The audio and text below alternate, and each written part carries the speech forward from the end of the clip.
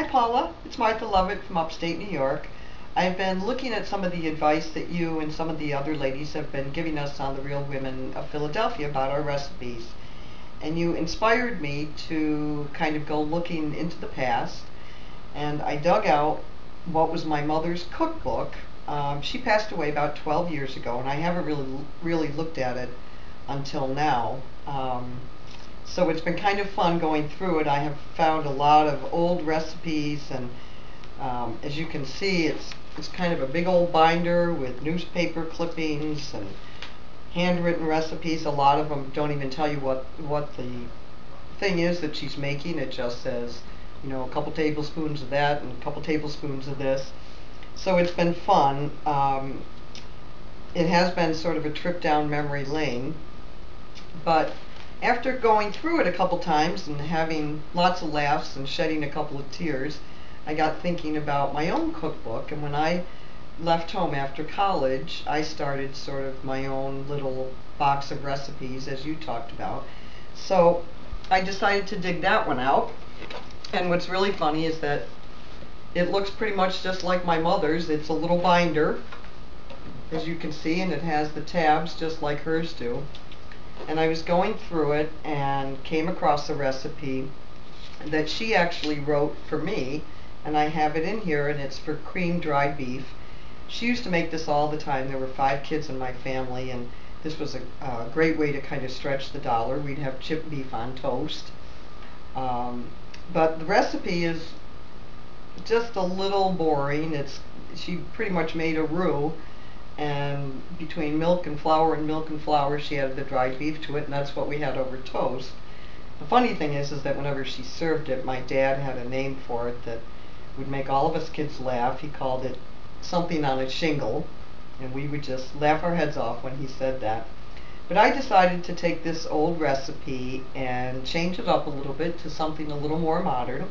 So if you want to follow me into my kitchen, I'll show you what I'm going to make. So I decided to take my mother's recipe for cream chipped beef on toast and turn it into chipped beef fondue.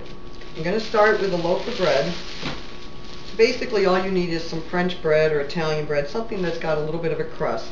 And I'm going to do this first because I want my bread to get a little bit dried out while I'm making the fondue. So all you have to do is just cut it into some pieces, and then we'll get those put aside and let them dry. Okay, I've got the bread cut up into cubes, and I'm going to let it sit here and dry for a few minutes while we make the fondue. This is so that once we put them on our fondue forks, they're less apt to fall off and into the pot of fondue. So let's get the fondue going. First of all, I got some milk started on the stove. It's just getting warm. And while that warms up, I'm going to cut up some green onions, and then I have some beautiful fresh dill. Oh, it smells just wonderful. So I'm going to get these cut up, and then we'll get moving forward on the fondue.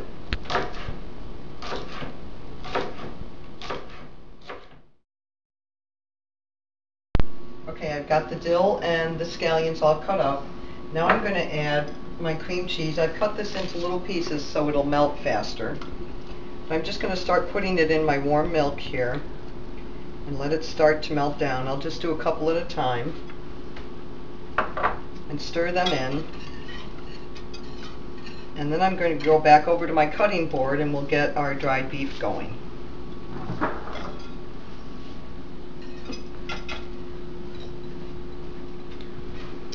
Okay, I've got about a dozen pieces of dried beef, and I love the taste of dried beef, but it is kind of salty, so I won't be putting any salt into the recipe, but I'm just going to cut it up into small pieces, and once that luscious cream cheese melts down and our sauce thickens, then I'll add it into the fondue.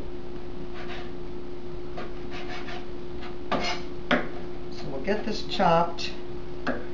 You don't want the pieces too big because you're just going to be dipping it with forks. So you want to get a little bit on your bread, but not a great big piece.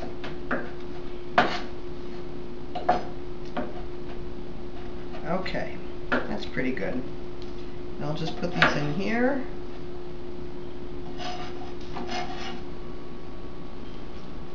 And we'll go back and check on our milk and cream cheese. Now, speaking of cream cheese, I don't know if you noticed, but we buy cream cheese by the boatload. And I found these 6-packs at my store, and it's awesome because I don't have to buy them individually, and it's a great way to save some money with all the cream cheese that I go through in this house. Okay, let's see how we're doing.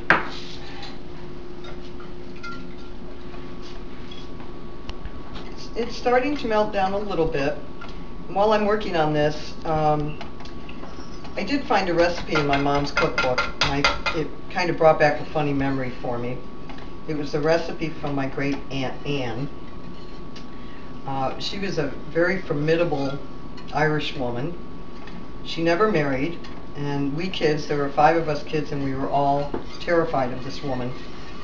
She lived in an apartment full of knickknacks and breakable things, and every once in a while my mom would dress us all up in our Sunday best, and we'd go to visit Aunt Anne, and we'd have to sit there quietly and behave.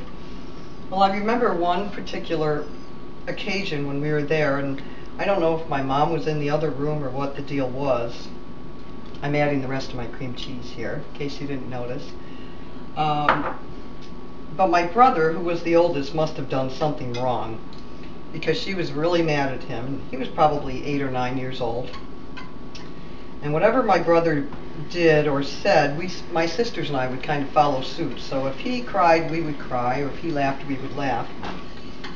Well, in any case, she was kind of mad at him, and she started shaking him by his arms, kind of rattling him and yelling at him, and we were all terrified. And all of a sudden, something happened. Now, we didn't know this, but Aunt Anne wore a wig.